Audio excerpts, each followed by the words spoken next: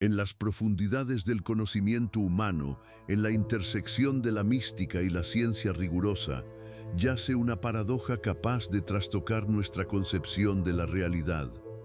Existe un conocimiento tan poderoso y transformador que su aparición en el mundo inevitablemente provocó resistencia. En 1933, durante la Gran Depresión, cuando millones de personas buscaban desesperadamente respuestas y caminos hacia la supervivencia, un libro capaz de otorgar esas respuestas fue retirado de circulación. Las tiradas fueron confiscadas y su distribución de hecho prohibida. Se trata de la obra monumental de Charles F. Haanel, El sistema de la llave maestra, una obra que no contenía subversión política ni obscenidad, pero que ofrecía algo mucho más radical, la clave para controlar la propia conciencia y, en consecuencia, el propio destino. ¿Por qué, entonces, las ideas que prometen el poder personal encuentran tal resistencia? Quizás porque el verdadero poder, consciente y aplicado por cada individuo, siempre amenaza el statu quo, ya sea económico, social o ideológico. No es simplemente un libro sobre cómo alcanzar el éxito, es un manual de ingeniería metafísica que ofrece instrucciones para reprogramarse a uno mismo, lo que para muchos constituye el conocimiento más peligroso en manos de una persona no preparada o, por el contrario, demasiado preparada. Charles Francis Haanel, cuyo nombre se convirtió en sinónimo de una profunda comprensión del potencial humano, nació en San Luis, Missouri, en 1866. Su vida aparentemente fue un modelo del sueño americano, encarnado a través del trabajo incansable y una mente perspicaz. No fue un filósofo ermitaño ni un teórico académico. Haanel fue, ante todo, un práctico, un empresario que construyó su imperio de negocios desde cero. Su camino comenzó modestamente, pero gracias a la perseverancia y, como muchos creen, a la aplicación de los mismos principios que él describiría más tarde, logró un éxito sobresaliente. Fundó varias empresas, la más conocida de las cuales fue Continental Commercial Company, dedicada al comercio al por mayor. Bajo su dirección, esta compañía se transformó en una de las más grandes de su tipo, abarcando vastos mercados y demostrando un crecimiento impresionante incluso en un entorno de feroz competencia. Haanel era un hombre que creía en el poder del enfoque sistemático y la mejora continua. No solo leía libros, estudiaba los principios subyacentes al éxito y la prosperidad. Los analizaba, los probaba en la práctica y solo entonces formulaba sus conclusiones. Sus clientes no eran solo personas comunes, sino también influyentes industriales y hombres de negocios que buscaban una ventaja en el mundo en rápida evolución de principios del siglo XX. Fue para ellos, así como para una audiencia más amplia que anhelaba no solo motivación, sino instrucciones claras y paso a paso, que Haanel publicó por primera vez El sistema de la llave maestra en 1912. No fue una publicación única de un libro, sino una serie de 24 lecciones semanales enviadas por correo a los suscriptores. Este formato permitía a los lectores asimilar el material gradualmente, aplicarlo en la práctica y observar los resultados antes de pasar al siguiente nivel. Fue un enfoque innovador de la educación que anticipó los cursos en línea y programas de coaching modernos. El éxito del sistema de la llave maestra fue asombroso. Miles de personas se suscribieron al curso y pronto Haanel se convirtió en uno de los pensadores más influyentes de su tiempo en el campo del desarrollo personal. Sus ideas tuvieron una profunda influencia en gigantes del pensamiento y la acción como Napoleon Hill, quien, inspirado por Haanel, pasó décadas estudiando los secretos del éxito de las personas más ricas e influyentes de América, incluyendo a Andrew Carnegie, Thomas Edison y Henry Ford. Además, la filosofía de Haanel se convirtió en el fundamento de muchos movimientos y enseñanzas posteriores, hasta llegar a autores y personalidades mediáticas contemporáneas como Earl Nightingale, uno de los pioneros de la audiomotivación, e incluso Oprah Winfrey, quien reconoció abiertamente la influencia de el sistema de la llave maestra en su vida y carrera. Haanel no solo enseñaba cómo ganar dinero, enseñaba cómo pensar, cómo usar los recursos internos para crear la realidad deseada. Y a esto precisamente está dedicada la segunda lección de su sistema, una profunda inmersión en la estructura de la conciencia humana. La segunda lección del sistema de la llave maestra nos revela una de las verdades más fundamentales que subyacen a toda la enseñanza de Hanel: la existencia y el funcionamiento simultáneo de dos mentes en cada ser humano.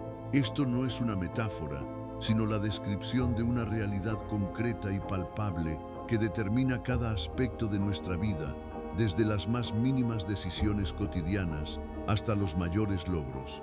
Hanel afirma que dentro de nosotros operan dos mentes, la consciente u objetiva y la subconsciente o subjetiva. Estas dos mentes, aunque interconectadas, poseen funciones, características y modos de interacción con el mundo completamente diferentes. Comprender su naturaleza y mecanismos de funcionamiento es el primer paso para dominar la llave maestra de tu propio destino. Comencemos con la mente consciente, a la que Hanel llama objetiva. Esta mente es nuestra herramienta principal para interactuar con el mundo exterior. Su órgano es el cerebro, una complejísima máquina biológica capaz de procesar información a una velocidad increíble.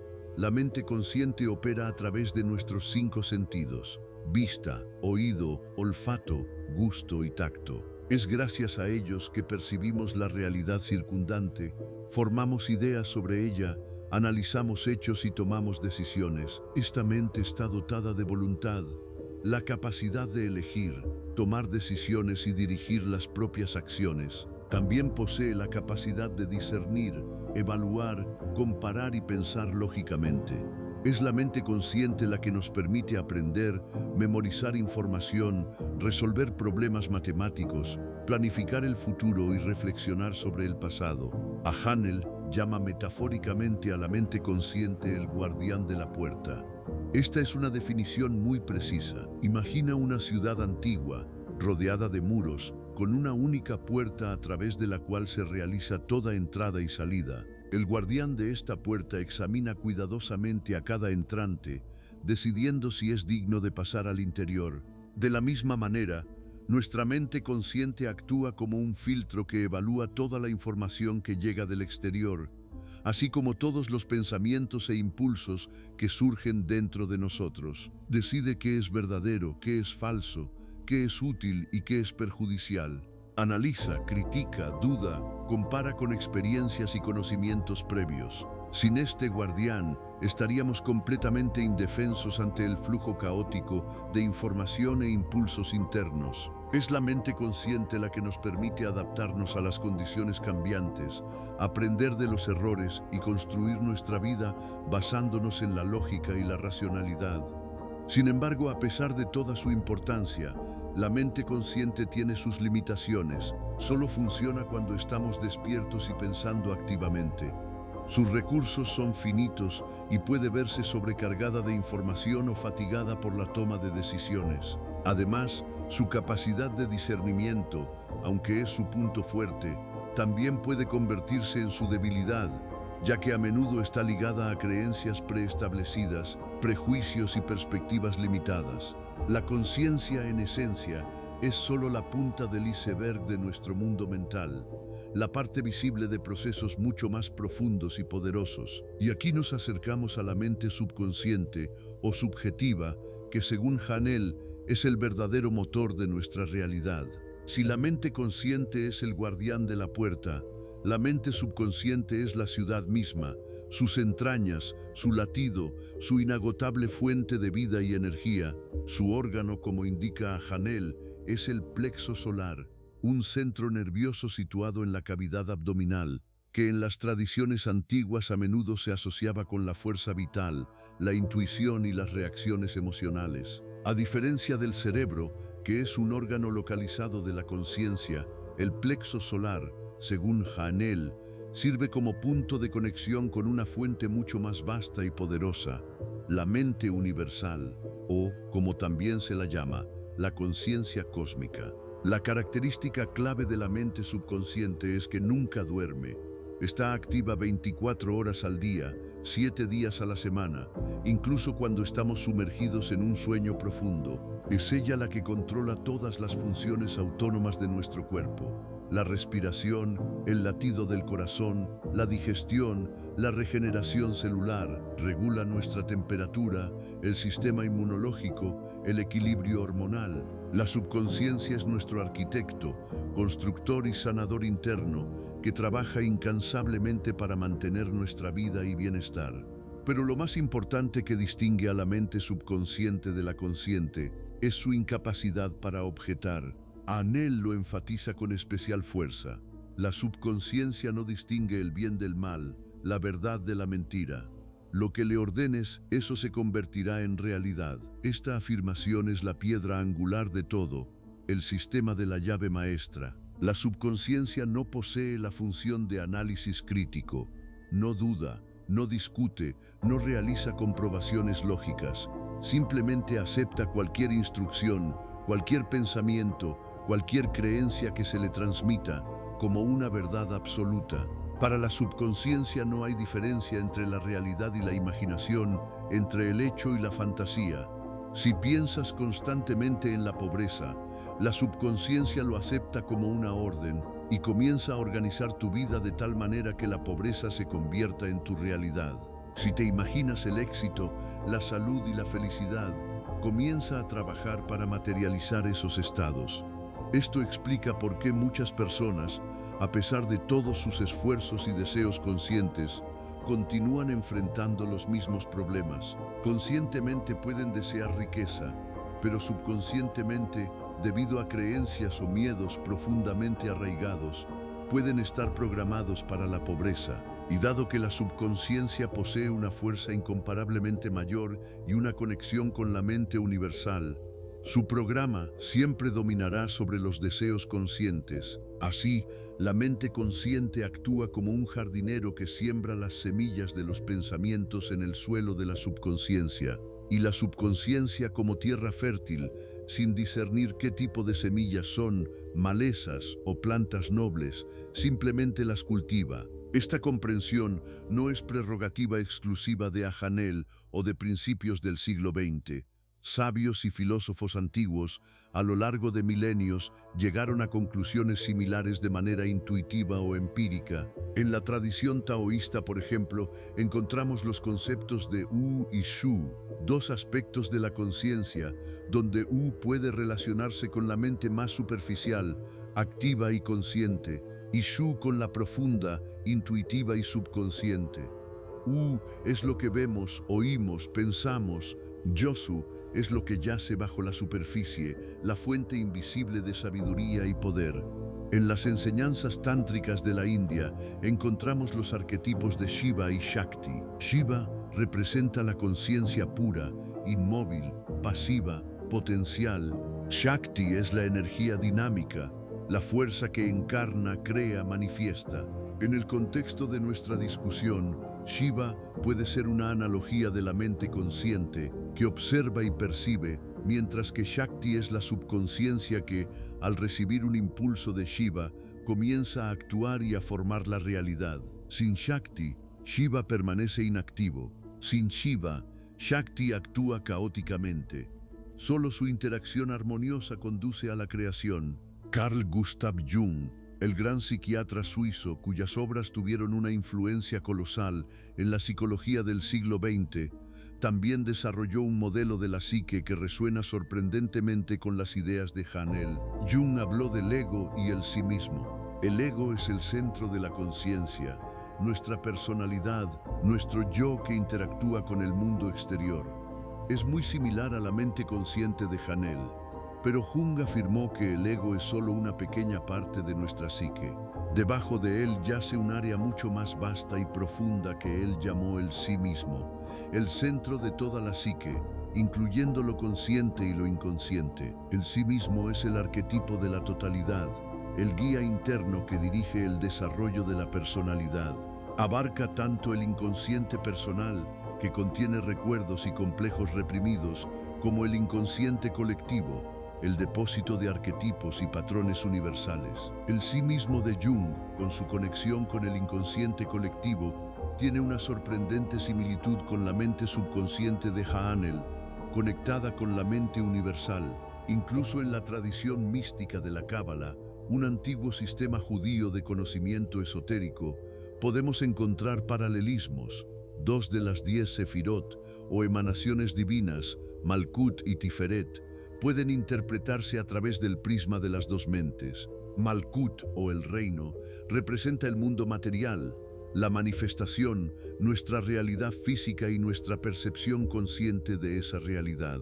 Tiferet, o la belleza, es la sefirá central que simboliza la armonía, el equilibrio y, lo que es especialmente importante, el vínculo entre los mundos superiores e inferiores. Tiferet puede verse como un puente, como un punto central a través del cual las energías y designios superiores, la mente universal, descienden a la manifestación, Malkut. Esto se correlaciona con la subconsciencia como el vínculo entre la conciencia individual y el principio universal.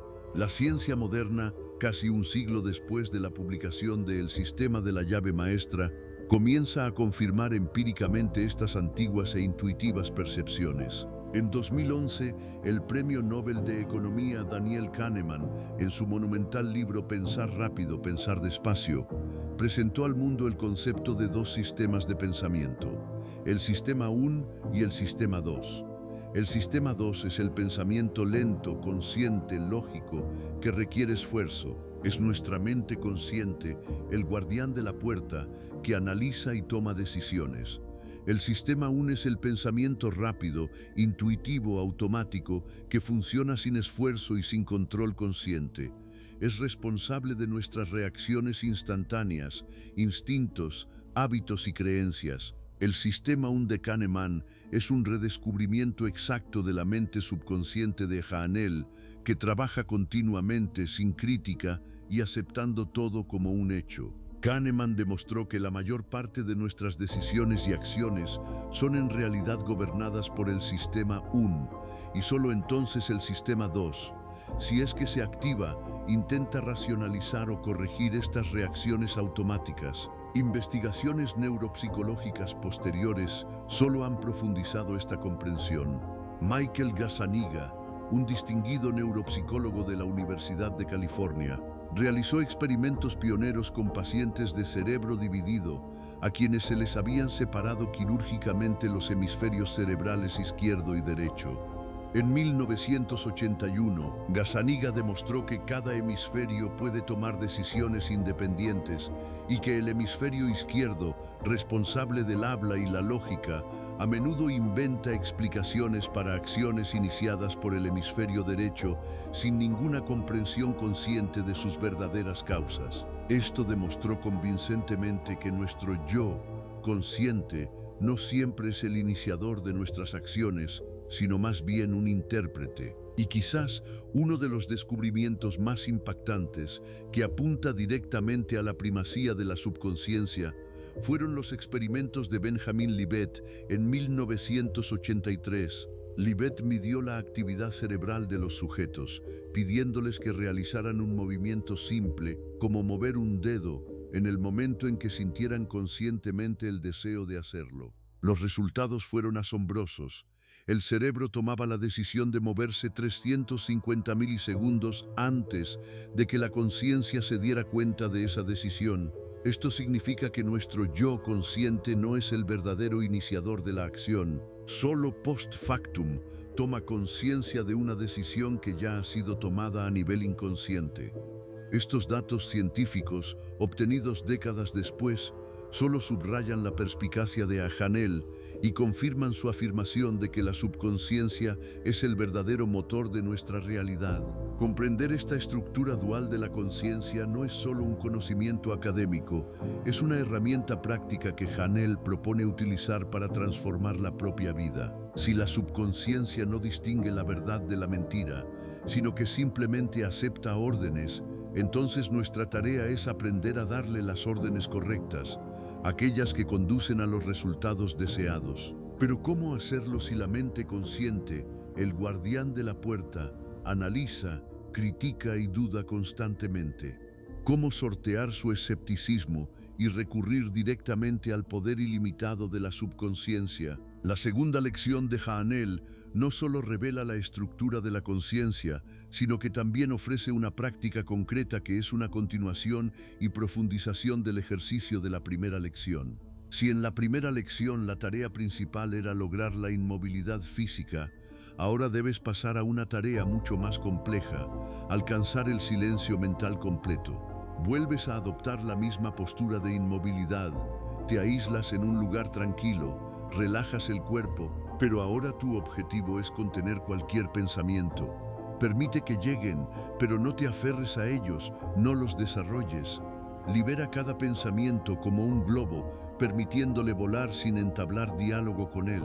Esto es mucho más difícil que la inmovilidad física, porque la mente, acostumbrada a la actividad constante, se resistirá, te lanzará ideas, recuerdos, planes, miedos.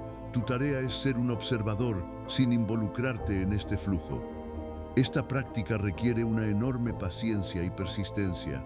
No alcanzarás el silencio mental al primer intento, quizás ni al 10º. Pero Jaanel insiste, entrena hasta dominarlo. Esto no es solo un ejercicio de concentración, es un entrenamiento de la voluntad, una disciplina de la mente que te permitirá aflojar gradualmente el control de la mente consciente, su análisis y crítica constantes, y crear un canal para la comunicación directa con la subconsciencia. Es a través de este silencio mental, a través de este estado de calma, que podemos comenzar a reprogramar la subconsciencia, implantando en ella nuevas creencias y deseos positivos que, sin razonar, aceptará como verdad y comenzará a manifestar en nuestra realidad. Este es el camino hacia el verdadero autodominio y maestría sobre la propia vida. Es a través de este silencio mental, a través de este estado de calma, que podemos comenzar a reprogramar la subconsciencia, implantando en ella nuevas creencias y deseos positivos que, sin razonar, aceptará como verdad y comenzará a manifestar en nuestra realidad. Este es el camino hacia el verdadero autodominio y maestría sobre la propia vida. Hoy, más de un siglo después, la ciencia moderna, armada con tecnologías avanzadas, comienza a confirmar estas antiguas y aparentemente místicas percepciones de Jaanel. Lo que una vez se consideró especulación metafísica, ahora adquiere una sólida base empírica en los laboratorios de neurobiólogos, genetistas y psicólogos. Estamos en el umbral de comprender que la conciencia y la subconsciencia no son simplemente conceptos abstractos, sino fuerzas poderosas y tangibles, capaces de reestructurar literalmente nuestra biología y dar forma a nuestra realidad. Uno de los descubrimientos más revolucionarios de las últimas décadas ha sido la mazneuroplasticidad, la asombrosa capacidad del cerebro para reorganizarse, formando nuevas conexiones neuronales a lo largo de toda la vida. Hasta hace poco, en la comunidad científica predominaba la creencia de que el cerebro de un adulto era una estructura fija que, después de cierta edad, perdía la capacidad de cambios significativos. Sin embargo, trabajos como los descritos en el libro de Norman Deutsch, El cerebro que se cambia a sí mismo, publicado en 2007, han revolucionado completamente esta idea. Deutsch demostró que nuestros pensamientos, experiencias, aprendizaje e incluso la simple atención reestructuran literalmente la composición física de nuestro cerebro. Cada nuevo pensamiento, cada acción repetida, traza y fortalece las vías neuronales, de manera similar a como el agua labra un cauce en la tierra blanda.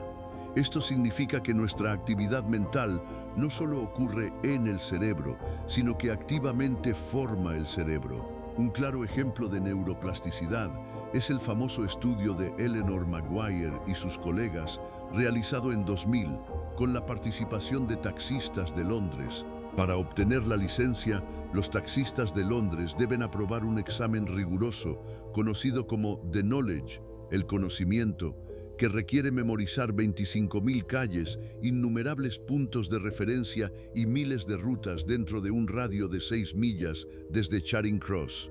Este proceso de aprendizaje dura en promedio 4 años. Los científicos utilizaron métodos de resonancia magnética para comparar el cerebro de los taxistas con el de un grupo de control de personas de edad y educación similares, pero que no realizaban una actividad similar. Los resultados fueron asombrosos. Los taxistas de Londres tenían un volumen significativamente mayor en la parte posterior del hipocampo, un área del cerebro críticamente importante para la navegación espacial y la formación de la memoria. Además, cuanto más tiempo había trabajado un taxista en la profesión, mayor era su hipocampo.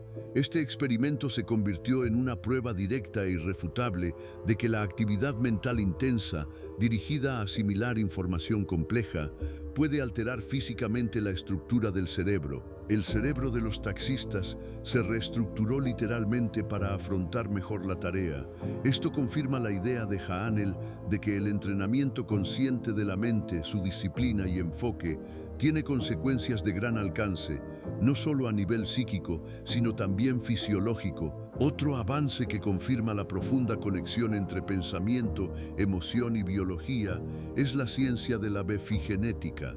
La epigenética estudia cómo el entorno y el estilo de vida pueden activar o desactivar genes sin alterar la secuencia básica del ADN. En pocas palabras, nuestros genes no son una sentencia inmutable, sino más bien un conjunto de interruptores que se activan o desactivan bajo la influencia de nuestras experiencias, nutrición, estrés y, lo que es especialmente importante, nuestros pensamientos y creencias. Bruce Lipton, biólogo celular y autor del libro La biología de la creencia, publicado en 2007, se convirtió en uno de los pioneros en este campo, demostrando convincentemente que las células reaccionan a nuestra percepción del mundo y no solo a las instrucciones genéticas. Él afirma que es el entorno, tanto externo como interno, compuesto por nuestros pensamientos y emociones, el que controla la expresión génica. Un estudio asombroso realizado por Dario Díaz y Kerry Ressler en 2014 demostró la herencia de miedos adquiridos a través de mecanismos epigenéticos. Los científicos entrenaron a ratones macho para temer el olor a cerezo silvestre, acetofenona, asociándolo con una ligera descarga eléctrica. Los ratones desarrollaron rápidamente un reflejo condicionado de miedo a este olor. Pero lo más sorprendente ocurrió después. Este miedo, así como un tamaño aumentado del bulbo olfatorio, responsable del procesamiento de los olores, fue transmitido a 2 generaciones posteriores de descendencia que nunca estuvieron expuestas al olor a cerezo silvestre ni a la descarga. El análisis mostró cambios epigenéticos en los espermatozoides de los machos relacionados con los receptores de olor. Este experimento demostró que las experiencias traumáticas y las reacciones desarrolladas pueden ser heredadas, mostrando una profunda conexión entre las experiencias, la biología e incluso las generaciones futuras. Esto subraya el poder de las improntas mentales que, una vez arraigadas en la subconsciencia, pueden tener consecuencias a largo plazo, incluso transgeneracionales. La ciencia de la misqueneuroinmunología, PNI, profundiza nuestra comprensión de esta conexión, estudiando la interacción entre los procesos psicológicos, el sistema nervioso y el sistema inmunológico. Candace Pert, neurobióloga y autora del libro Moléculas de Emoción, publicado en 1997, logró un avance al demostrar que no solo los neurotransmisores, sino también los neuropéptidos, cadenas cortas de aminoácidos, son los correlatos bioquímicos de las emociones. Estas moléculas de emoción y sus receptores se encuentran no solo en el cerebro, sino en todo el cuerpo, incluyendo las células inmunitarias. Esto significa que nuestras emociones no son sentimientos abstractos, son señales químicas que afectan directamente a cada célula, uniendo literalmente la mente y el cuerpo en un sistema único e inseparable. Cuando experimentamos alegría, ira o miedo, estas emociones se traducen en mensajes químicos que circulan por todo el organismo, afectando el equilibrio hormonal, la digestión y, por supuesto, el sistema inmunológico. Los estudios de Janice Glasser y Ronald Kikolt Glasser en estudiantes de medicina se han convertido en clásicos en el campo de la PNI.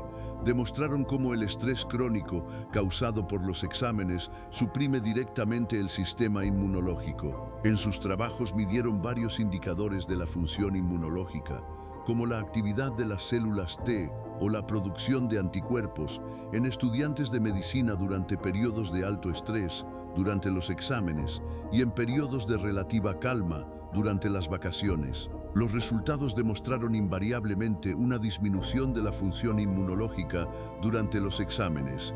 La cicatrización de heridas se ralentizaba, la producción de anticuerpos después de la vacunación disminuía y la susceptibilidad a las infecciones aumentaba. Esta es una prueba directa de que nuestros estados mentales, como el estrés, que es esencialmente un producto de nuestros pensamientos y percepciones, se manifiestan como vulnerabilidad fisiológica. La subconsciencia, al aceptar las indicaciones de la conciencia sobre la presencia de una amenaza, estrés por exámenes, activa las reacciones fisiológicas correspondientes, debilitando las funciones protectoras del organismo. Y por supuesto, ninguna discusión sobre el poder de la mente sobre el cuerpo estaría completa sin mencionar el efecto placebo. Un placebo es una sustancia inactiva o un procedimiento ficticio que, sin embargo, provoca una mejora real en la condición del paciente gracias a su creencia en el tratamiento. En 1955, el anestesiólogo estadounidense Henry K. Beecher publicó un estudio pionero titulado El poderoso placebo, en el que analizó 15 ensayos clínicos con más de 1000 pacientes que padecían diversas afecciones, como dolor, tos y ansiedad. Sus conclusiones conmocionaron al mundo médico. El efecto placebo se observó en el 30-60% de los pacientes, y en algunos casos el placebo resultó ser tan efectivo como los medicamentos activos. Esto no es simplemente un engaño, es una demostración de que la expectativa y la creencia de una persona pueden desencadenar poderosas reacciones fisiológicas, incluida la autocuración. Cuando la subconsciencia acepta la medicina, incluso si es una pastilla de azúcar, como un remedio verdadero, activa los mecanismos internos del organismo para lograr el efecto deseado. Esta es una de las pruebas más convincentes de que la mente subconsciente, al recibir una instrucción, la materializa en la realidad física, sin distinguir la verdad de la mentira, sino simplemente aceptando la orden. Así, los descubrimientos científicos modernos, desde la neuroplasticidad, que muestra cómo los pensamientos modelan el cerebro, hasta la epigenética, que demuestra cómo las creencias influyen en los genes, y la psiconeuroinmunología, que revela cómo las emociones controlan nuestra salud, y finalmente, el efecto placebo, que confirma el poder de la creencia, todos convergen en una profunda verdad. Nuestros pensamientos, creencias y estados mentales no son meros fenómenos abstractos. Representan fuerzas poderosas que esculpen nuestro cerebro, regulan nuestros genes, controlan nuestro sistema inmunológico y dictan nuestro bienestar físico. Proporcionan una confirmación moderna y empírica de la afirmación de Jael de que la subconsciencia, cuando se le da una orden, la manifestará como realidad. Esta idea de la dualidad de la mente y su poder, aunque parezca revolucionaria en el contexto de la ciencia moderna, en realidad está profundamente arraigada en antiguas tradiciones y sistemas filosóficos que existieron miles de años antes de Charles Haanel. Sabios y místicos de diversas culturas comprendieron intuitiva o empíricamente esta verdad, expresándola a través de sus propias metáforas y conceptos. Una de las fuentes más antiguas que hablan de la dualidad y el poder de la mente son los textos herméticos atribuidos al legendario Hermes Trismegisto, una figura que sintetiza al dios griego Hermes y al egipcio Tos. En el tratado Poimandres, incluido en el Corpus Hermeticum, se describe un diálogo entre Hermes y la mente divina, o Nous. Aquí se expone el concepto según el cual el ser humano posee tanto una parte mortal, el cuerpo, como una inmortal, la mente, alma. La mente divina, o Nous, es la fuente de todo lo existente y se implanta en los seres humanos. La mente humana, por lo tanto, es un reflejo de esta mente universal. Esto resuena con la enseñanza de Haanel sobre la subconsciencia como un vínculo con la mente universal, capaz de extraer de su fuente ilimitada. El hermetismo enseña que, al conocer su propia mente, el ser humano conoce lo divino y adquiere poder sobre su destino, lo cual es un paralelismo directo con la idea de autodominio a través de la comprensión y el control de la subconsciencia. En las tradiciones orientales, esta idea también ocupa un lugar central. El Buda, en el Dhammapada, uno de los textos más conocidos del Canon Pali, comienza su enseñanza con una profunda afirmación que resuena como un eco de los principios de Hanel. El verso Unayun dice: todo es precedido por la mente es su señor, la mente es su creador.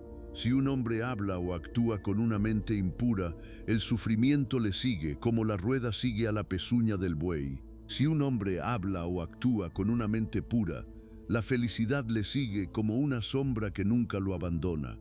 Esta es una declaración directa e inequívoca sobre la supremacía de la mente en la formación de nuestra realidad.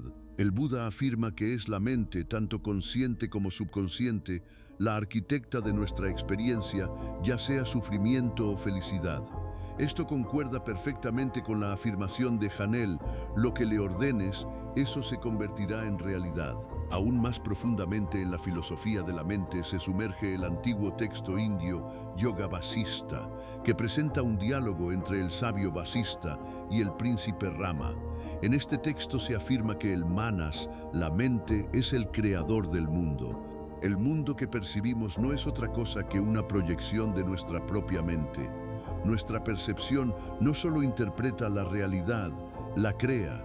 Si la mente está tranquila y pura, el mundo parece hermoso. Si está agitada y llena de preocupación, el mundo se presenta caótico y lleno de sufrimiento.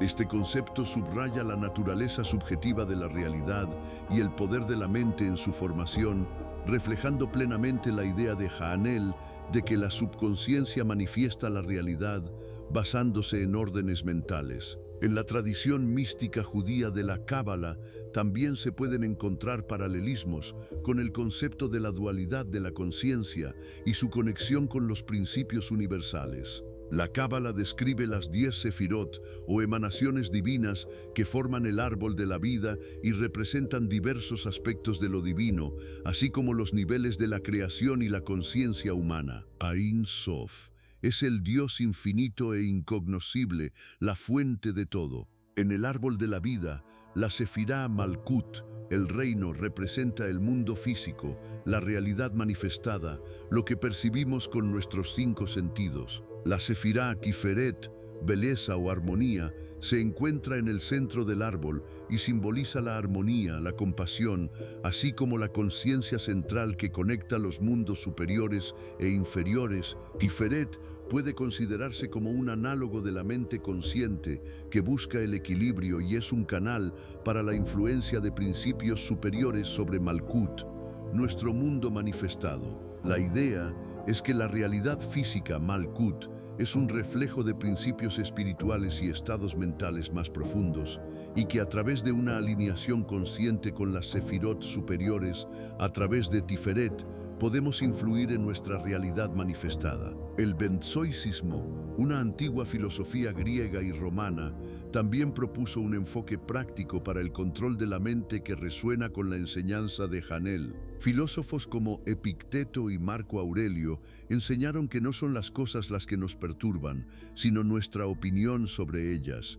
Epicteto dijo: no son las cosas las que nos perturban, sino nuestras opiniones sobre las cosas. Y Marco Aurelio, en sus meditaciones, escribió: nuestra vida es lo que nuestros pensamientos hacen de ella. Los estoicos instaban a centrarse en lo que está bajo nuestro control, nuestros juicios, actitudes y acciones, y a aceptar lo que no está bajo nuestro control, los eventos externos. Aunque los estoicos no usaron los términos consciente y subconsciente, su énfasis en el poder de la elección consciente y la interpretación de los eventos está directamente relacionado con el papel de la mente consciente como el guardián de la puerta. Enseñaron que, al cambiar nuestros pensamientos y percepciones, podemos cambiar nuestra reacción al mundo y, por lo tanto, nuestra realidad, lo cual es un principio fundamental de Hanel. Finalmente, en el budismo Zen, que se cree fue introducido en China por Bodhidharma en el siglo V o VI, la comprensión directa de la propia mente ocupa un lugar central. La idea principal del Zen es apuntar directamente a la mente humana, ver la propia naturaleza y alcanzar el estado de Buda. El Zen afirma que nuestra propia mente es la naturaleza de Buda y que la iluminación se logra no a través de rituales o dogmas externos, sino a través de una profunda comprensión y dominio de nuestro mundo interior.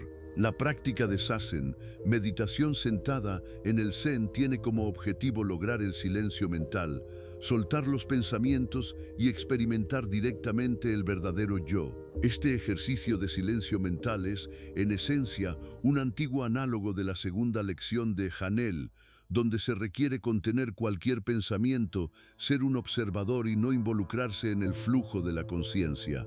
Así, desde los textos herméticos hasta la sabiduría budista, desde la filosofía india hasta la ética estoica y la práctica zen, todas estas antiguas tradiciones, separadas por miles de años y miles de kilómetros, convergen en una misma verdad. La mente humana posee un poder increíble, capaz de dar forma a nuestra realidad. Estos paralelismos muestran que Charles Hael no inventó una nueva verdad, sino que redescubrió y sistematizó principios eternos que fueron conocidos por los sabios a lo largo de toda la historia de la humanidad. Estas profundas verdades, confirmadas tanto por la sabiduría antigua como por la ciencia moderna, han encontrado su vívida encarnación en la vida y obra de personas concretas, cuyas historias sirven como pruebas vivas del poder de la mente. Sus éxitos, a menudo aparentemente increíbles, se lograron gracias a la aplicación consciente de los principios que Charles Haanel expuso tan claramente en su Sistema de la Llave Maestra. Una de estas figuras icónicas es Earl Nightingale. No fue solo un presentador de radio y autor, fue un pionero en el campo de la motivación y el autodesarrollo que a mediados del siglo XX ayudó a millones de personas a darse cuenta de su potencial. Nightingale, profundamente inspirado por las obras de Napoleon Hill y del propio Hael, grabó en 1956 un programa de audio titulado El secreto más extraño, The Strangest Secret. En esta grabación definió el éxito no como una casualidad o suerte, sino como la realización progresiva de un ideal digno. Y el secreto más extraño, según él, residía en que nos convertimos en lo que pensamos. Nightingale explicó que nuestra mente es como tierra fértil. Si plantamos en ella semillas de éxito, prosperidad y felicidad, eso es precisamente lo que crecerá. Si, por el contrario, sembramos semillas de miedo, dudas y pobreza, cosecharemos el fruto correspondiente.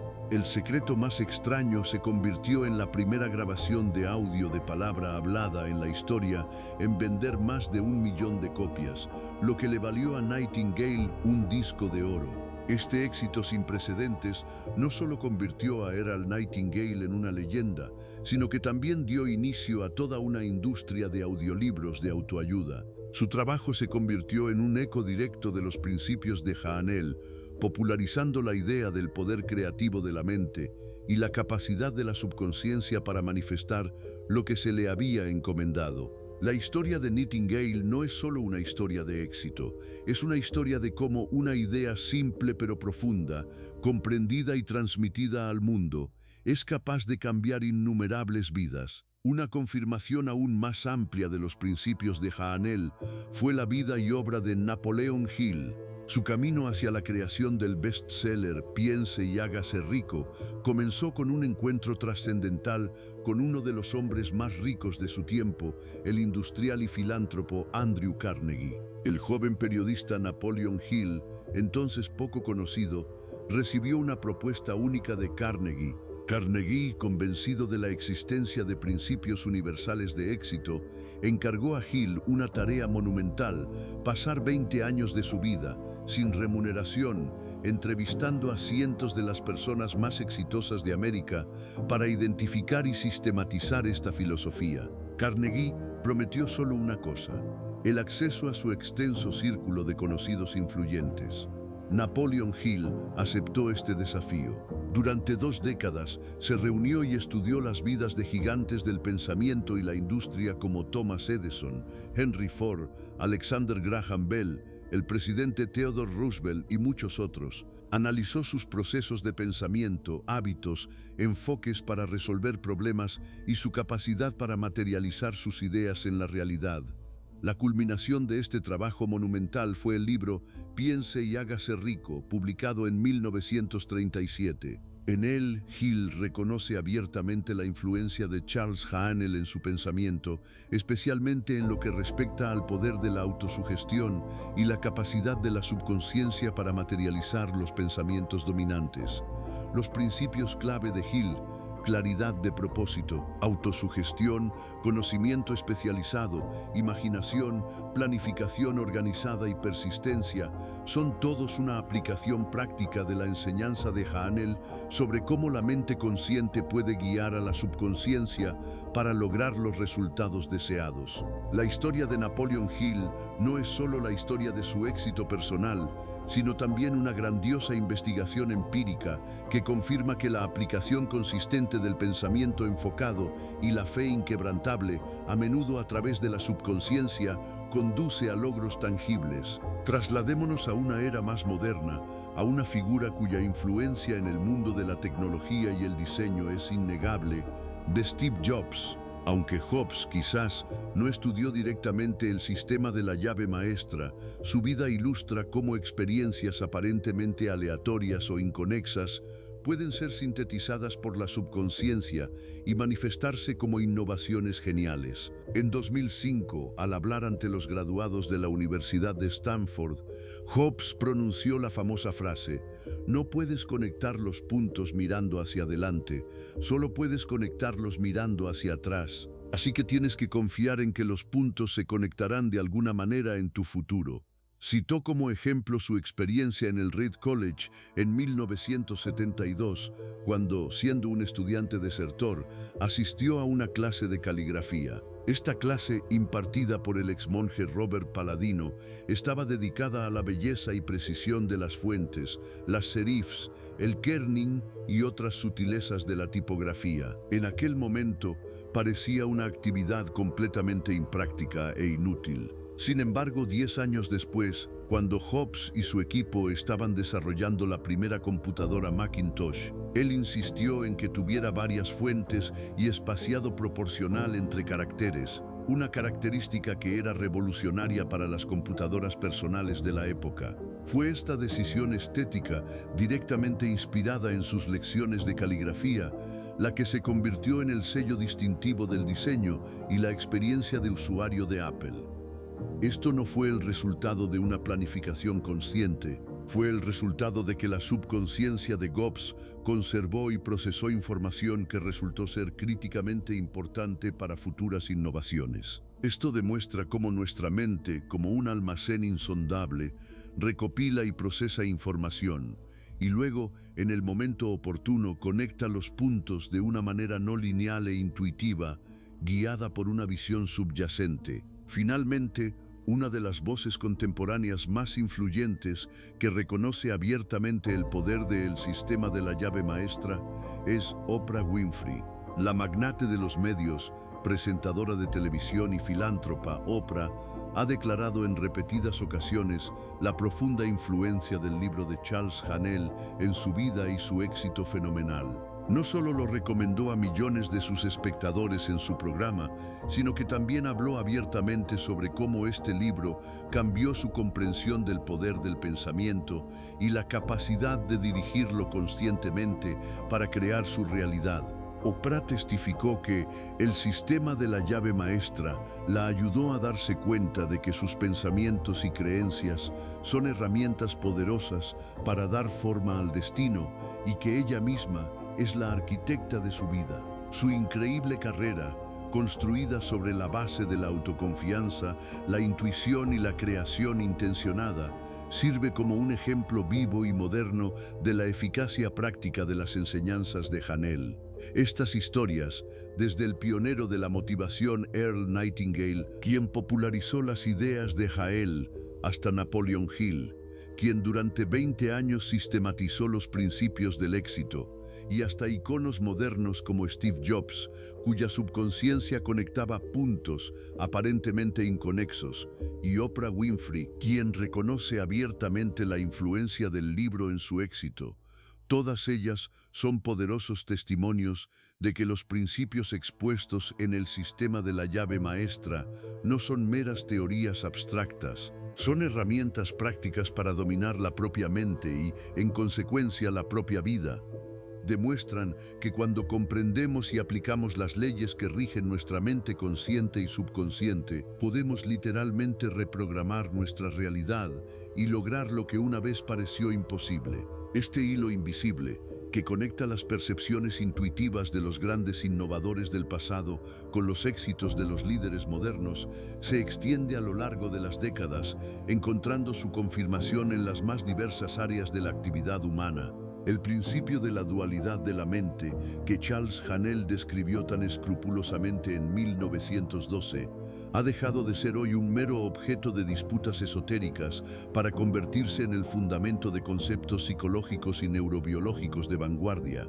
Vemos cómo las ideas de Haanel sobre la mente consciente como guardián de la puerta y la subconsciencia ilimitada se reflejan en las obras de Carl Gustav Jung, quien introdujo el concepto de individuación, un proceso de integración del ego consciente con las capas inconscientes de la psique. Jung comprendía que una persona no puede alcanzar la totalidad hasta que establece un diálogo consciente con sí mismo, ese profundo centro interno que Haanel denominó la mente subjetiva. En este sistema de coordenadas, la individuación no es otra cosa que el dominio de la llave maestra, que permite a la conciencia y a la subconsciencia trabajar en sinergia y no en conflicto. La psicología moderna, en la figura de Abraham Maslow, complementó este panorama con el concepto de experiencias cumbre. Maslow describió los momentos de funcionamiento humano más elevado como estados en los que la frontera entre el yo y el mundo desaparece y las acciones se realizan con una precisión y facilidad increíbles. Este es precisamente el estado que alcanza el alumno de Haanel cuando su subconsciencia, entrenada con las correctas instrucciones conscientes, comienza a actuar de forma autónoma. En estos instantes, la mente consciente deja de interferir en el proceso con sus dudas y análisis, permitiendo que la mente universal fluya a través de la persona sin obstáculos. Esto se confirma también por la teoría del flow de Mihaly Csikszentmihalyi, donde la inmersión total en una actividad requiere un equilibrio ideal entre la dificultad de la tarea y las habilidades del individuo. En el estado de flow, el guardián consciente confía la dirección a los mecanismos subconscientes, lo que conduce a una productividad fenomenal, de la que Haanel escribió como el resultado natural de la aplicación de su sistema. La confirmación científica más sorprendente de las ideas de Haanel llegó en 2011 con la publicación de la obra de Daniel Kahneman, Pensar rápido, pensar despacio. Kahneman, premio Nobel, describió dos sistemas de pensamiento que corresponden con precisión matemática a las dos mentes de Haanel.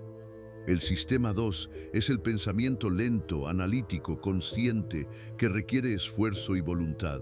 Es la misma mente objetiva a la que Haanel atribuyó la función de discernimiento y elección. El sistema 1 es el pensamiento rápido, automático, intuitivo y emocional que funciona constantemente y fuera de nuestro control directo. Es la mente subjetiva o subconsciencia. Kahneman demostró que el sistema 1 forma nuestras creencias e impulsos, sobre los cuales se construyen luego las decisiones del sistema 2. Haanel anticipó este descubrimiento 100 años antes, afirmando que es la subconsciencia la constructora de nuestro cuerpo y circunstancias, y que la conciencia solo proporciona el plano. En el mundo del deporte, los más grandes atletas, como Michael Jordan y Kobe Bryant, utilizaron estos principios de forma intuitiva o consciente.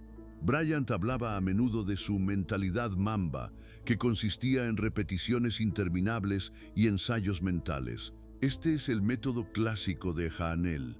La repetición consciente de una acción o pensamiento hasta que se asienta en la subconsciencia y se convierte en una reacción automática. En los momentos de tiros decisivos, estos atletas no pensaban, permitían que su subconsciencia entrenada ejecutara el programa establecido. Michael Jordan describió el estado de la zona, donde el tiempo se ralentiza y el aro parece enorme. Este es el triunfo de la mente subjetiva, liberada de las cadenas del miedo y la duda conscientes. En el ámbito de los negocios globales, vemos los mismos patrones. Jeff Bezos, el creador de Amazon, es conocido por su capacidad para mantener una visión a largo plazo, a pesar de las críticas a corto plazo. Esta es una manifestación de la voluntad de la mente consciente que Hanel consideraba una condición necesaria para controlar las fuerzas subconscientes. Elon Musk utiliza el método del primer principio, desglosando problemas complejos hasta sus verdades fundamentales.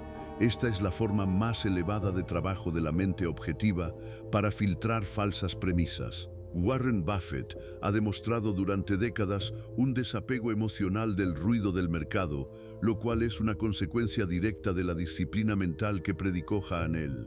No solo dirigen empresas, dirigen sus estados mentales, comprendiendo que el éxito externo es solo un reflejo del orden interno.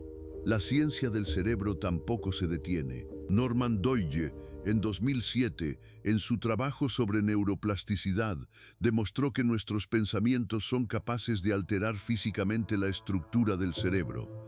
Cada nuevo pensamiento, cada concentración de atención, traza nuevas vías neuronales. Esta es una prueba material de la afirmación de Hanel de que la mente construye el cuerpo. Bruce Lipton, en el campo de la epigenética, fue aún más allá, demostrando cómo las creencias y la percepción, funciones de nuestra subconsciencia, influyen en la expresión de los genes. No somos rehenes de nuestra herencia, somos arquitectos de nuestra biología a través del control de nuestra conciencia.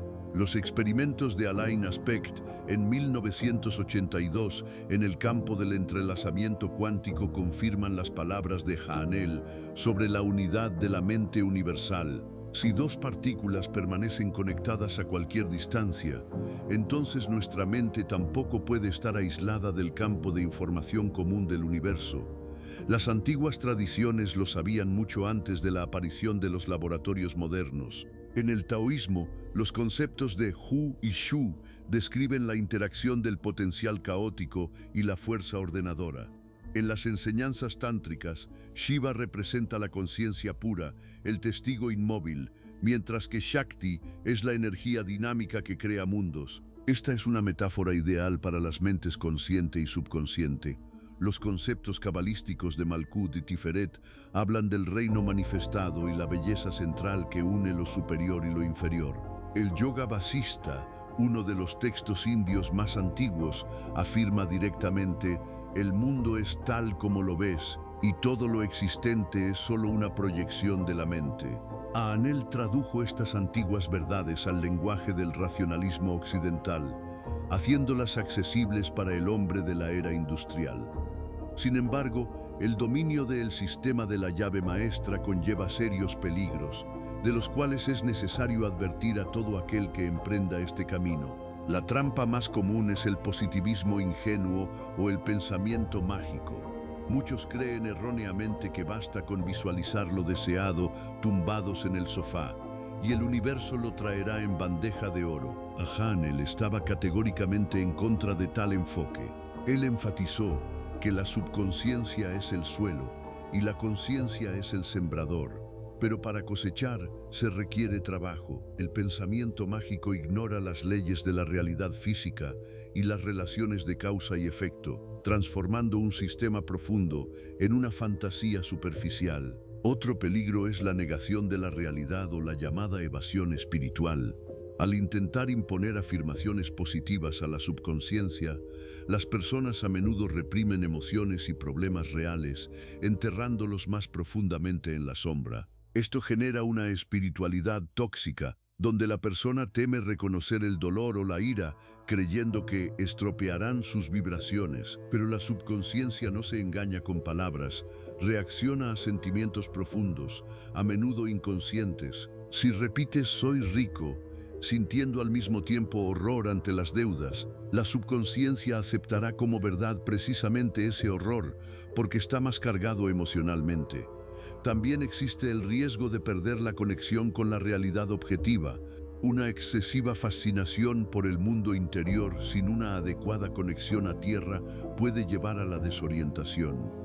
Ahanel insistió en que la mente objetiva debe permanecer como el guardián de la puerta. Si este guardián se duerme, la subconsciencia se vuelve vulnerable a cualquier sugestión externa, miedos y psicosis masivas.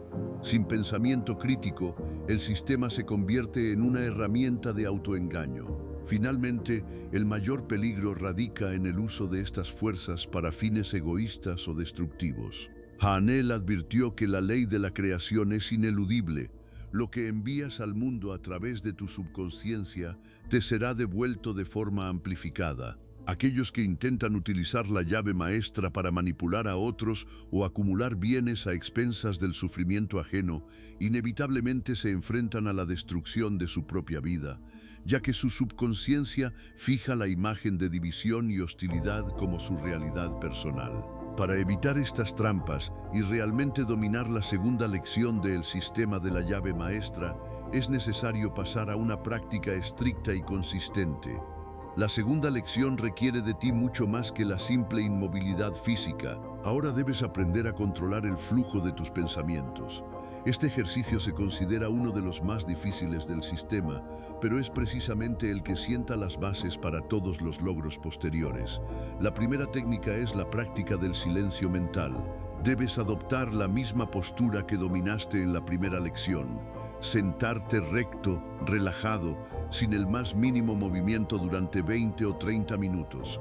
Pero ahora tu tarea es detener el flujo de pensamientos. Tan pronto como un pensamiento aparezca en tu conciencia, debes soltarlo suave pero firmemente. No luches con los pensamientos, no los analices, simplemente no permitas que se desarrollen. Imagina que tu conciencia es un cielo despejado y los pensamientos son nubes que pasan sin dejar rastro. Esta práctica debe realizarse diariamente durante los primeros 7 días. Notarás que la inmovilidad física fue solo una preparación para esta batalla por el control mental. El efecto, en forma de una claridad mental extraordinaria y una reducción del nivel de ansiedad, comenzará a manifestarse ya al 4.º o 5.º día. La segunda técnica, que debe implementarse a partir del 8.º día, se llama el guardián de la puerta. Durante todo el día, debes filtrar conscientemente la información que entra en tu mente.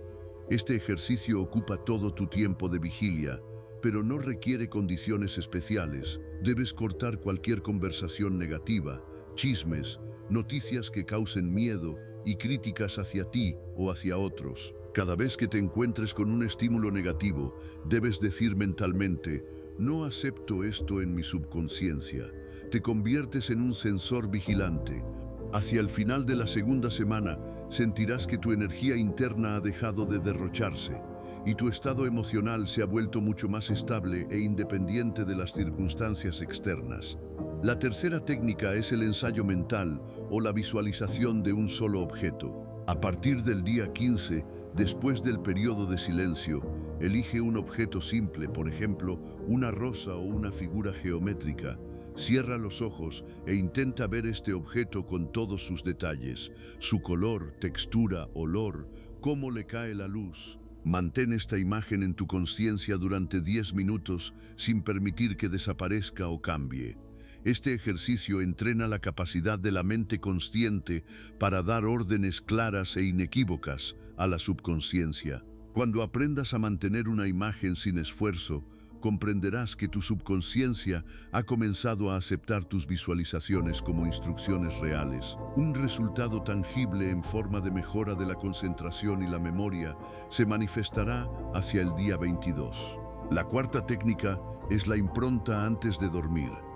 En los últimos 5 minutos antes de conciliar el sueño, cuando tu conciencia pasa naturalmente a un estado alfa, Debes formular una afirmación clara y positiva para el día siguiente o para la resolución de una tarea específica. Debe ser una frase corta en tiempo presente, por ejemplo, actúo con absoluta confianza y claridad. Repítela hasta que te duermas. En este momento, el guardián de la puerta está relajado y la orden penetra directamente en la mente subjetiva, que trabaja toda la noche. A partir del día 23, te despertarás con soluciones ya listas y un impulso interno que no requiere estimulación externa. La quinta técnica es llevar un diario de improntas mentales. Cada noche, dedica 10 minutos a anotar 3 momentos del día en los que aplicaste con éxito la voluntad de la mente consciente o cuando tu subconsciencia te proporcionó una solución intuitiva. Esto registra tu progreso y demuestra a tu mente objetiva que el sistema funciona. Escribir transforma los pensamientos abstractos en realidad física, fortaleciendo la conexión entre las dos mentes. El efecto acumulativo se hará evidente al final del ciclo de 30 días, cuando descubras que tu percepción del mundo ha cambiado radicalmente. La sexta técnica es el cambio de enfoque. Durante el día, tan pronto como te sorprendas pensando en la escasez de algo, el miedo o el fracaso, debes cambiar inmediatamente tu atención al estado opuesto. Esto no es simplemente pensamiento positivo, es un entrenamiento de la voluntad. Si sientes cansancio, concéntrate conscientemente en la idea de la fuerza vital fluyendo a través de ti. Si sientes irritación, concéntrate en la idea de la paz interior. Hazlo rápida y decididamente. Este ejercicio te enseña que no eres tus pensamientos, eres quien los elige.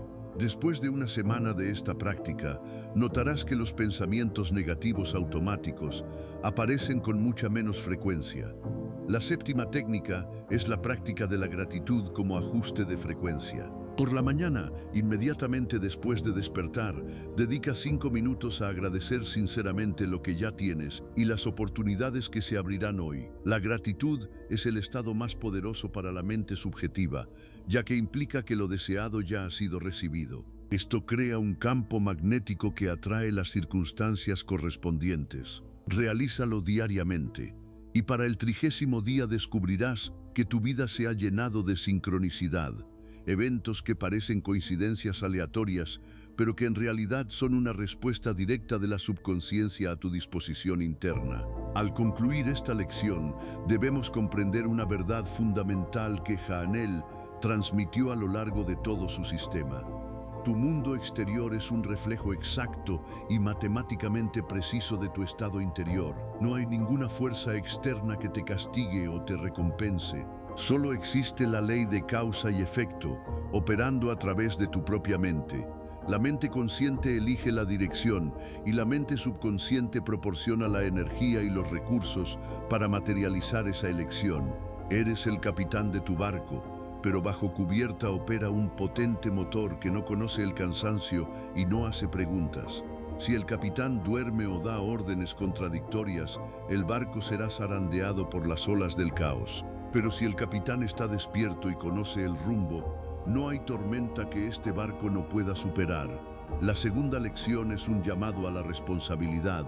Ahora que sabes que tu subconsciencia acepta cualquier pensamiento tuyo como verdad y comienza inmediatamente a construir tu realidad a partir de él, ya no puedes permitirte el lujo de pensamientos aleatorios, negativos o destructivos. Este conocimiento es a la vez el mayor don y la carga más pesada. El dominio del silencio mental y el control sobre el guardián de la puerta no son solo ejercicios, son un acto de autoliberación. Aprendes a salir del dominio de las reacciones automáticas impuestas por la educación, el entorno y las experiencias pasadas. Comienzas a escribir tu propio guión en la hoja en blanco de la mente universal. En la próxima lección iremos aún más profundo. Aprenderemos sobre el plexo solar, ese mismo órgano físico que es el cuadro de distribución de la energía subconsciente. Comprenderemos cómo conectarnos a la fuente de poder infinito que Jaanel llamó la mente universal. y cómo hacer que esa fuerza fluya a través de nosotros para la creación de salud, abundancia y armonía. Pero este camino está abierto solo para aquellos que han pasado por el crisol de la segunda lección y han aprendido a apaciguar el caos de su propia mente. Imagina a un arquitecto que se encuentra frente a un espacio vasto y vacío. En sus manos tiene un lápiz. Esa es su voluntad consciente. En su imaginación nace un proyecto. Ese es su pensamiento. Pero a su espalda hay miles de constructores listos para comenzar a trabajar inmediatamente tan pronto como el primer boceto toque el papel. Estos constructores no preguntan si el edificio será hermoso o si se derrumbará bajo su propio peso. Simplemente construyen lo que está dibujado. Tu vida es un edificio que se está construyendo ahora mismo, en este mismo segundo, con cada uno de tus pensamientos, cada uno de tus sentimientos, cada una de tus decisiones silenciosas. La llave maestra ya está en tus manos y la puerta al santuario de tu propia mente está abierta. Ahora sabes que lo que está dentro también está fuera. Tú eres el arquitecto, tú eres el plano y tú eres el edificio mismo.